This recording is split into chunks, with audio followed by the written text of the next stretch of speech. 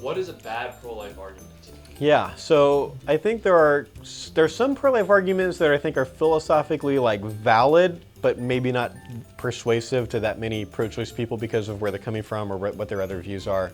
And so there are a lot of those. I've got a whole talk on our website. I think it's called like 8 or 9 faulty pro-life arguments and tactics. But I think of all of them, the very worst.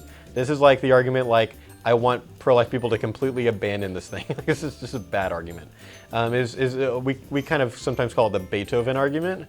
Like, well, abortion's wrong and it should be illegal because you might be killing the next Beethoven or the next curer of cancer, or you don't know what this person's going to be able to do in the future.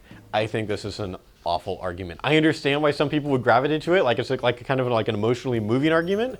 It's the primary reason that Donald Trump says he became pro-life, but it's not a philosophically good argument. First of all, it works both ways. Like, yeah, some abortions might kill the next, Beethoven, or the next, John Williams or Hans Zimmer.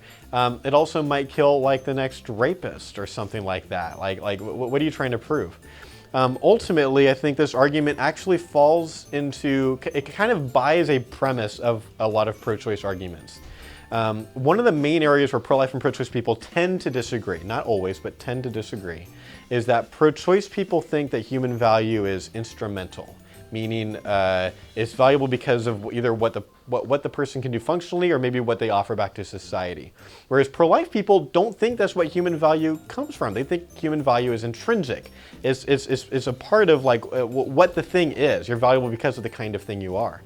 And so this argument sort of buys into like the instrumental value argument, as if like, well, no, the reason abortion's wrong is because of all the good things that could have happened to society. That's an awful argument. And I have seen pro-choice people call pro-lifers out on it, and they're right. I was on a college campus one time, I was talking to this guy, this like big like biker guy.